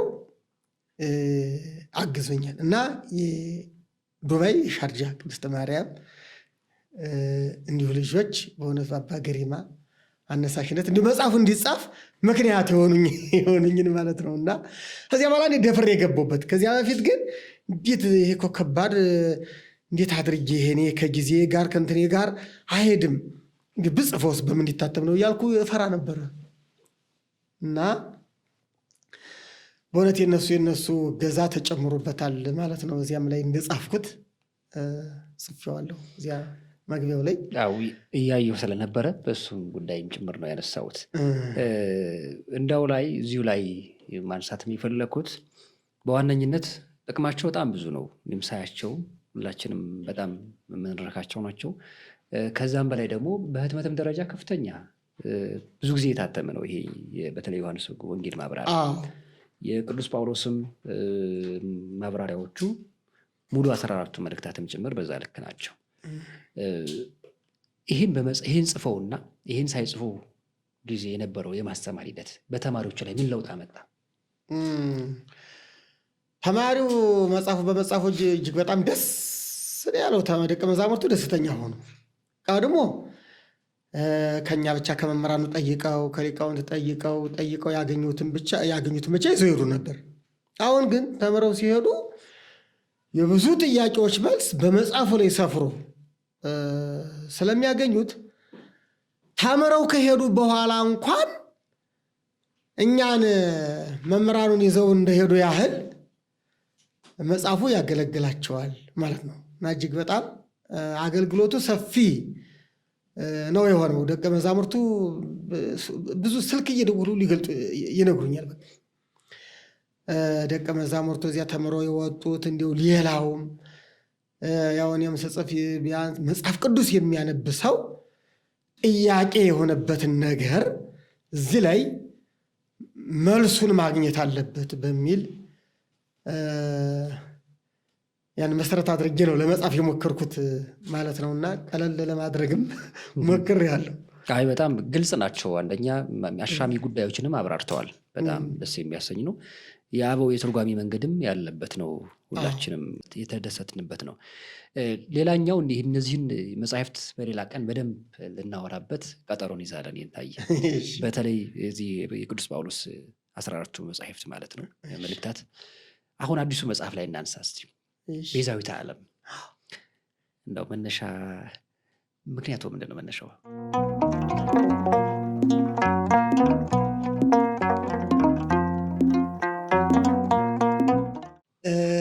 ያው እንደሚታወቀው እንግዲህ እኔ መምህር ነኝ። ጥያቄዎች ይመጣሉ። ያው ብዙ ጊዜ ጥያቄዎች በሁለት መንገድ ይመጣሉ። አንደኛ አንዳንዱ ሰው ከራሱ ከአእምሮው አንቅቶ ይጠይቃል። ሌላው ደግሞ እንዲሁ በከተማችን ነቃፊዎችን ሰምቶ እኛን ቤተክርስቲያን የሚሳደቡትን ሰምቶ የሚሳደቡት እውነት ይሆን የሚነቅፉት እውነት ይሆን ብሎ ደግሞ ያን ጥያቄ ደግሞ ይዞ ይመጣል እና ለዚያ ያው መልስ እንሰጣለን። መምህር እንደመሆኔ እመልሳለሁ ማለት ነው። ብዙ ጊዜ እመልሳለሁ። እንግና ከዚህ አንጻር ያው አንዳንድ ነገሮችን ይሄ እኮ መጽሐፍ ቅዱሳዊ ነው፣ መጽሐፍ ቅዱስም እኮ ይህንን ነው የሚለው። ከዚህ ላይ ጥያቄ ሳይነሳ ለምን ድንግል ማርያም ላይ ይጠይቃል? ይህስ እንዲሁ ለምሳሌ ብዙ ጊዜ እኔ ከፊት እንዲሁ በአይምሮ ሰዎች ሁሉ ሲጠይቁ በአይምሮ ያለው ምንድን ነው ብትሉኝ፣ ድንግል ማርያም ለምን ቤዛዊተ ዓለም ትባላለች? ለምን መድኃኒተ ዓለም ትባላለች ይላሉ ሰዎች። ለምን ድንግል ማርያም ላይ ትጠይቃለህ? ኢየሱስ ክርስቶስ ሐዋርያትን የዓለም ብርሃን ብሏቸዋል። የዓለም ብርሃን ደግሞ እኔ ነኝ ብሏል። የሁለት ነገር አሁን ኢየሱስ ክርስቶስ የዓለም ብርሃን እኔ ነኝ አለ በዮሐንስ ወንጌል ምዕራፍ 9 ላይ። በማቴዎስ 5 ላይ ደግሞ የዓለም ብርሃን እናንተ ናችሁ አለ። የዓለም ብርሃን ማን ነው? ኢየሱስ ክርስቶስ የዓለም ብርሃን ነው። ሐዋርያት የዓለም ብርሃን ስለተባሉ የክርስቶስ ብርሃንነትን ይወስዱበታል ወይ ወይስ የክርስቶስ ብርሃንነት ይቀራል ወይ? ኢየሱስ ክርስቶስ ራሱ የሆነውን ነገር ለምን ለደቀ መዛሙርቱ ሰጠ? እንዲህ ከሆነ ከሐዋርያትና ከድንግል ማርያም ማን ለኢየሱስ ክርስቶስ ይቀርባል? ክርስቶስ ብርሃን ተብሎ ሐዋርያት ብርሃን ከተባሉ ክርስቶስ ቤዛ ዓለም ተብሎ ድንግል ማርያም ቤዛ ዓለም የማትባልበት ምክንያቱ ምንድን ነው የሚለውን እኔ ለተማሪዎችም እንዲህ ሲጠይቅ አንዳንዴ መመልስ ነበር። ከዚያ በኋላ ጥያቄዎቹ በስልክ በጣም ከሚገባው በላይ ሆኑ። በጣም በዙ። ስልክ የሚደውለው በዛ፣ ወደ እኔ የሚደውለው። በኋላ ይህንን የምነግራቸውን በመጽሐፍ ባስቀምጥ ስልክ ያልደወለውም ይጠቀምበታል የሚል ሀሳብ መጣና ተጻፈ ማለት ነው። አዎ በጣም መልካም ነገር። ቅዱስ ሲኖዶስም በእርግጥ ባለፈው ሲኖዶስም ጉባኤ ርክበ ካህናት ያው ከወሰናቸው ጉዳዮች መካከል ይህንን ትምህርት አጽንቶ ነው እመቤታችን ወላዲተ አምላክ ትባላለች፣ በዚህ እናምናለን ብሎ ነው የደመደመው። በዚህ ስሁት አስተምሮ የተሳሳተ አስተምሮ ላይ የነበሩ ሰዎችንም አርሞ ነው ያለፈው። ስለዚህ ለዚህ ደግሞ ከእናንተ የሚጠበቀውን መጽሐፍ ትልቅ ተገቢ ነው። ሰው እንግዲህ አሁን አንዳንዱ ሌላው ሲል ይሰማና ኧረ እንደው እውነት ነው ይላል፣ ወደ አንድ አቅጣጫ ይሄዳል። መጻሕፍት ሰፊ ነው፣ ምስጢራቸው ሰፊ ነው። አንድ አቅጣጫ ይዘን መሄድ የለብንም። በዚህኛው አቅጣጫ እንደዚህ ከመሰለ ይህኛውን አቅጣጫ አላየኸውም ማለት ነው። በዚህ በኩል ደግሞስ ያለውስ እንደው አሁን ስለ ድንግል ማርያም ብዙ ጊዜ እኔም አሁን በዚህ በመጽሐፌ ላይ ያሰፈርኩት እንደው ቅዱስ ያሬድ እንዴት ቤዛዊተ ዓለም አላት? በስህተት ነው ወይስ በእውነት ነው? ይህንን መጠየቅ ቅዱስ ያሬድ ምንድን ነው መንፈስ ቅዱስ የገለጠለት የሰማይን የቅዱሳን መላእክትን ምስጋና ከሰማይ ይዞ የመጣ ዝም ብሎ የፍልስፍና ወይም ደግሞ እንደ በስጋው በአእምሮአዊ እውቀት ደራሲ ሳይሆን በመንፈስ ቅዱስ ምሪት የደረሰ ቅዱስ ያሬድ ድንግል ማርያምን ቤዛዊት ብሎታል። ታላቁ ሊቅ አባ ጊዮርጊስ ዘጋስጫ ቤዛዊት ብሎታል።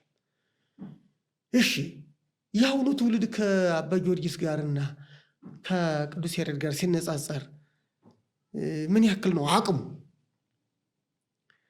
ድንግል ማርያምን ቤዛ አይደለችም የሚልበት ምን አቅም አለው ወይ ለመሆኑ? እነዛ ሰዎች በምን ምክንያት ነው እነ ቅዱስ ያሬድ በምን ምክንያት ያሏት ስንል ወዴት ይዞን ይመጣል? መጽሐፍ ቅዱስ እኮ ክርስቶስንም የዓለም ብርሃን ይላል፣ ሐዋርያትንም የዓለም ብርሃን ይላል ወደሚለው ያመጣናል ማለት ነው። ስለዚህ መንፈስ ቅዱስ ለቅዱስ ጴጥሮስም ለቅዱስ ያሬድም እውነት የሆነውን ነገር ነው የገለጠ ማለት ነው። እና ይህንን ራሱ እኮ መጀመሪያ ማየት ይገባል እኮ እንዴ ቅዱስ ያሬድን ያክል ሊቅ እኔ እኮ ከቅዱስ ያሬድ ቆይ ምን ያክል ፐርሰንት አለችኝ? አሁን ከቅዱስ ያሬድ እውቀት ስንት ፐርሰንት ትኖረኛለች? አሁን 3 ወይስ 2% ትኖረኛለች ብዬ ያስባለሁ አይደለ? እና በመጀመሪያ አሁን ከቅዱስ ያሬድ የተሻልኩ ነኝ? ቅዱስ ያሬድ ቤዛ ዓለም ያላትን ነው እኔ ቤዛ አይደለሽም የምላት? የመጀመሪያው ይሄ መታየት አለበት። እኔም ስጽፍ አሁን ይህን መሰረት አድርጌ ጽፍ ያለሁና አሁና ብሉይ ኪዳኑን ሐዲስ ኪዳኑን ስናየው ነው ሐሳቡ ትክክል ነው። አሁን እኔ አስቀምጫለሁ እዚያ ብዙ ማስረጃዎች ነው። በማስተዋል የሚያነብ ካለ ልክ ነው ለካ መጽሐፍ ቅዱስም እዚህ ላይ እኮ እንደዚህ ይላል እያለ እየገናዘበ እንዲሄድ ነው እኔም አሁን የፈለግኩት ማለት ነው። መልካም። ምን ያክል ገጽ ነው? ወደ 346 ገጽ ደርሳለች። ብዙ ነው።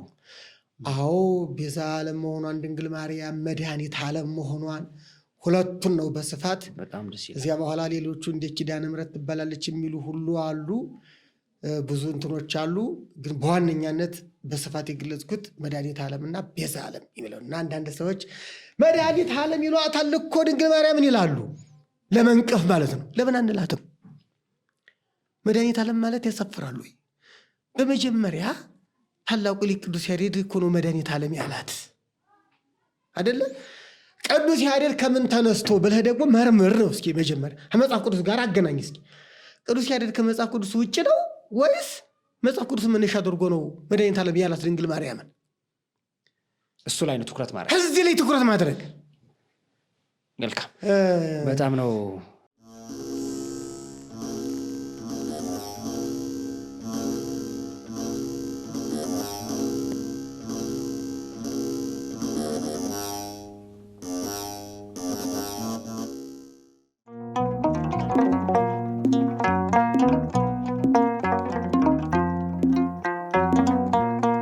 አንድ ማንሳት የፈለኩት ጉዳይ አለ።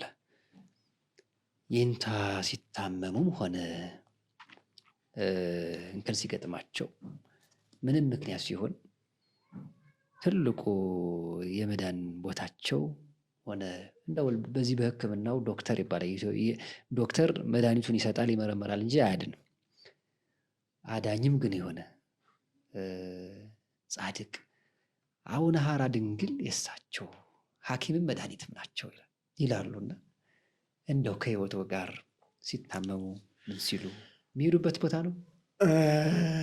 እውነት እኔ አቡነ አራ ድንግል እንዴት አድርጌ እንደምገልጠው በነገራችን ላይ መምህሬ የኔታ ጥበቡ የአቡነ አራ ድንግል ፍቅር ነበራቸው። እንዲሁ ያን ጊዜ እሳቸው አይለዩም ሁልጊዜ በአቡነ አራ ድንግል የእረፍት ቀን። ግን እኔ ግን ያን ጊዜ ይህን ያክል አይገባኝም ነበር። ባህር ዳር አካባቢ ያለው ገዳም፣ ባህር ዳር አካባቢ ያለው ገዳም የገባኝ አሁን በእኔ በራሴ ሲደረግ ነው። እና እንግዲህ እኔ አሁን የተደረገልኝን ታምር ለመዘርዘር ያው ጊዜ አይኖርም ማለት ነው። እና ግን አንድ ቢጠቅሱልን እውነት ለመናገር የቅዱሳን ክብር እንደው መነገር ልጥቀስ፣ ሌላውን ትቼ እንደው ብዙ ነው። ላስታውሶት አንድ ጉዳይ ምናልባት ከሆነ እግሮት ታሞ ነበር እስቲ? አንዴ እግሬን ታምሜ ነበር። ያኔ በ7 ቀን የፈወሱኝ። እንዴት ነው ያደረገውት? ህመሙ ምንድን ነው? በ7 ቀን በጣም እግሬ ወደ ላይ እንደዚህ ይነሳ ነበር። አብጦ ማለት ነው? አዎ፣ ወደ ላይ እንደዚህ ይነሳ ነበር በሁለቱም እግሬ ማለት ነው። እና እንዲሁ ይህን በ7 ቀን ፈውሰውኛል። አጠር አድርጌ ልለፈውና ሌላ አለ እስቲ። ሌላ ከባድ በሽታ ነበር። እንዲሁ በሽታው በዚህ ምክንያት ነው የመጣ በዚህ ምክንያት ነው የመጣ የሚለውን ልቶ ከባድ ነው። እና ሂጄ ጸበሉን ስጠጣ ከውስጤ የሳሙና አረፋ የመሰለ ይወጣልኛል። ይወጣል 7 ቀን ጠጥቼ አይ ከእንግዲህ ሳልቋል ብዬ የሳሙና አረፋ የሚመስል የሚወጣው አቆም ጨርሻለሁ። እንግዲህ በቃ በ7 ቀን ይበቃኛል ብዬ እዚህ ውስጥ ላይ የሚያመኝም ዱድና ተሻለኝ። እና በሽታው ግን ከውስጥ ነበረ፣ መኖሩን ያላወቅኩም። ግን ቀርቷል፣ ገና ነው። በኋላ ከገዳሙ ወጣሁና እዛ ከገዳሙ ወጥቻ አንዲት ከተማ አለች፣ ወደ የገጠር ከተማ ናት። እጅ ከዚያች አድሬ ያለው ዘመድ ነበረ፣ እዚያ ማድርበት ሰው ነበረ። ከዚያች አድሬ ሌሊት ህልም አሳዩኝ። አንተ የገዳሙ መሬት የሚታወቀው በምንድን ነው ብዬ ጠይቃለሁ። እኔ አንድ የሞተ ሰው አምጥተህ የገዳሙ መሬት ከሆነው ድንበሩ ላይ ዳር ላይ ብትቀብር ወደ ገዳሙ ያለው አይፈርስም አይበሰብስም፣ ከገዳሙ ውጭ ያለው ይፈርሳል ይበሰብሳል፣ በዚህ የገዳሙ ምልክት ይታወቃል ይለኛል በህልሜ። አንድ ደግሞ እንደገና ይመጣና አንድ ሰው አንተ የሰው አሁን ቢታመም ምንድን ነው የምናደርገው ይላል። እኔን ማለት ነው። አምቡላንስ ጠርተን እንወስደዋለን ይላል።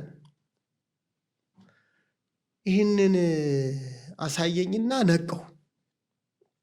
ስነቃ የሌለ ህማም ታመሚያለሁ። ስነቃ ሞኛል። መጀመሪያ ምንም የለም፣ በቃ ጤነኛ ነኝ ብለው ወጥተዋል። ጤነኛ ነኝ ብዬ ከወጡ በኋላ ለካ በሽታው አለ። ሲያመኝ ምንድን ነው የማደርገው? ተመልሼ ወደ ጸበሉ ደግሞ ሂጄ ጸበሉ ተቀድቶ አልቆ ቀጂዎች ሁሉ ዘግተዋል። በኋላ አንድ ሰው ዝም ብሎ ጸበል አላገኝም ብዬ ተስፋ ቆርጬ አንድ ሰው ዝም ብሎ መጣ ወደ እኔ። ጸበል ትፈልጋለህ አለኝ። ኧረ እፈልጋለሁ አልኩት። በቃ ዛሬ ቅዳሜ ነው እኛ ብዙ አንጠጣም ካለና ሰጠኝ። ተዘግቷል ጸበል ቤቱ። የሚገርም ነው።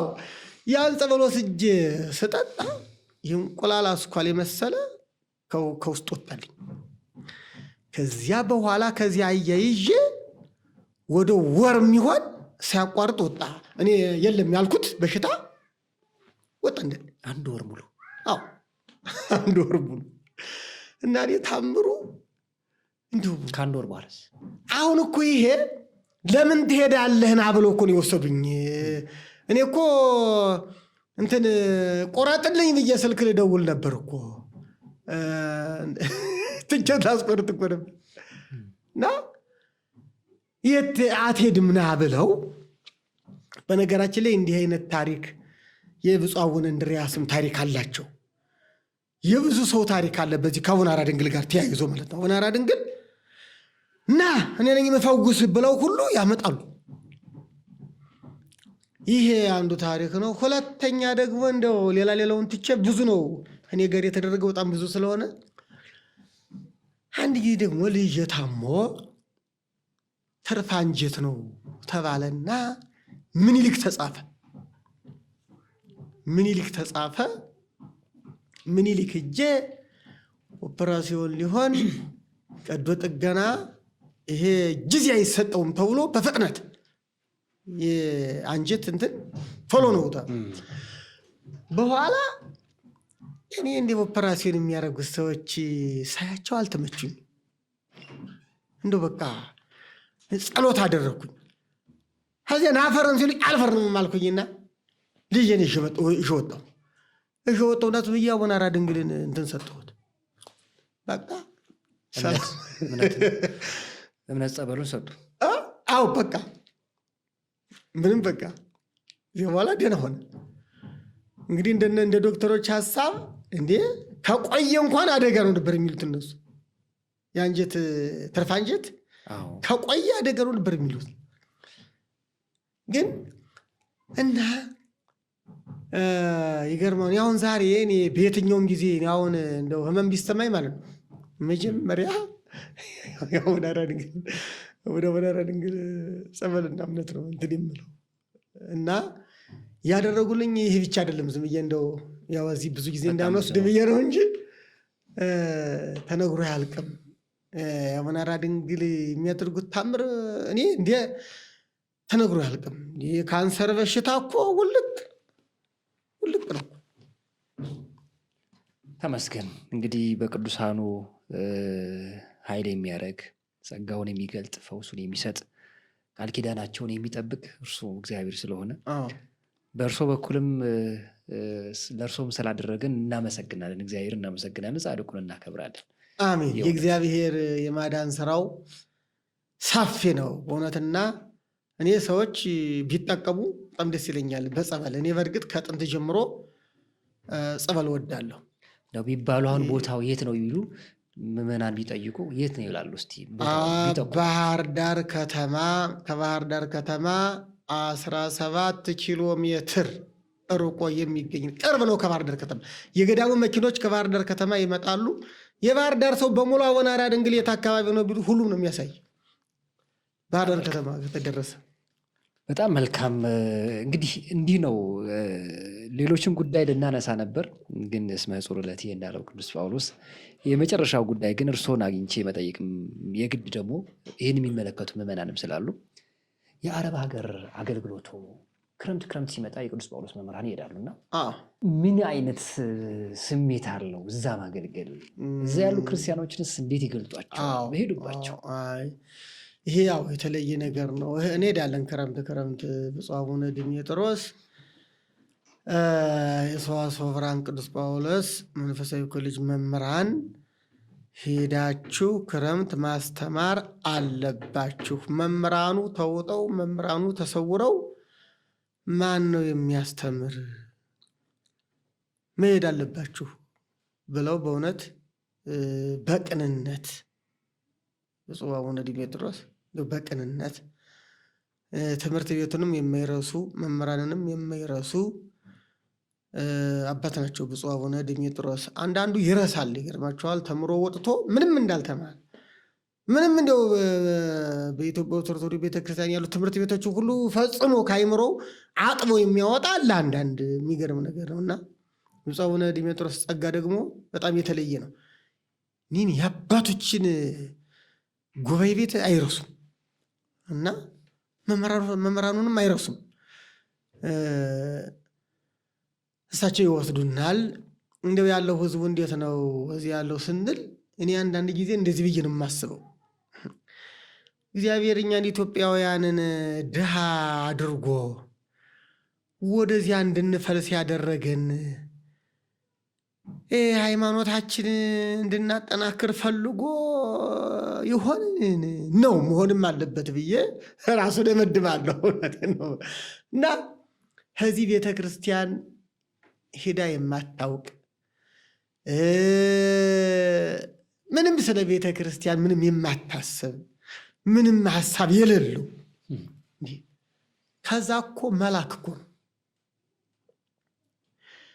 ጊዜ ሳይኖር ከዚህ ጊዜ ያለው ቤተክርስቲያን ሄዶ የማያውቅ ከዚያ ግን ጊዜ ሳይኖረው የእንቅልፉን ትንሽ ጊዜ ብቻ መስዋዕት አድርጎ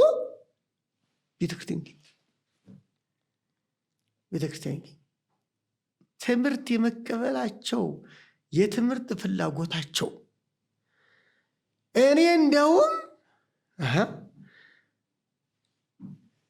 ምን እላለሁ መሰላችሁ እንዲሁ አንዳንድ ጊዜ እውነቴን ነው የምላችሁ እንዴ በትምህርት በለጥናቸው እንጂ በስራ የሚበልጡን ልጆች ሁሉ እናገኛለን። እዚህ በስራ እንደው እኔ እንዴት አይነት በሃይማኖታቸው ያላቸው ጥንካሬ ያላቸው ቃለ እግዚአብሔር ፍቅር ይህ በጣም እጅግ በጣም የሚገርም ነውና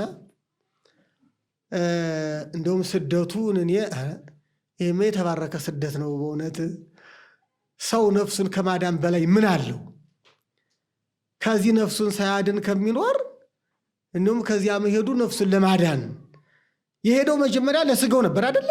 ግን የበለጠ ነገር ነው ያገኘው ማለት ነው።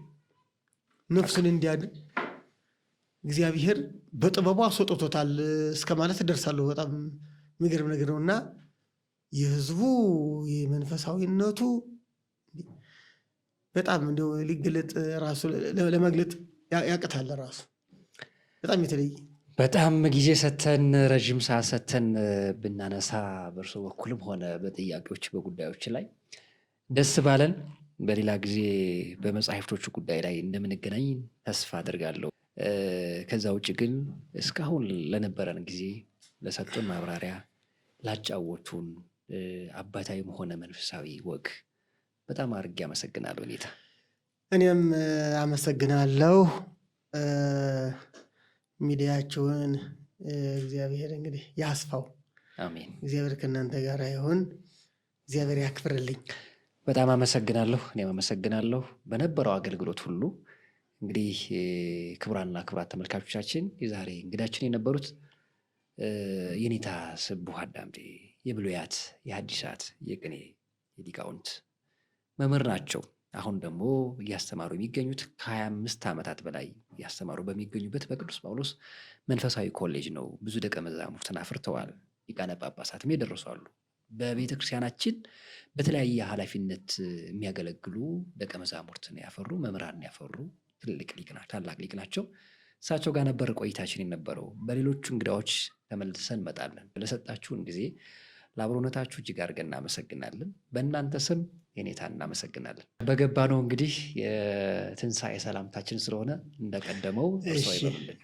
ክርስቶስ ተንሥአ እሙታን በአብይ ኃይሎ ስልጣን አሰሮ ለሰይጣን አግዓዞ ለአዳም ሰላም እምይእዜሰ ሆነ ፍስሐ ወሰላም። ለነበረን አብሮነት እጅግ አድርገን እናመሰግናለን። ሊቃውንትን እናቀርባለን ወደፊትም በተለያየ ፕሮግራም ማለት ነው። ለዛሬው ግን የኔታ ስቡ ነበሩ። አብራችሁ ስለነበራችሁ እጅግ እናመሰግናለን። ቸር ሳምንት ይሁንላችሁ። ቸር ጊዜ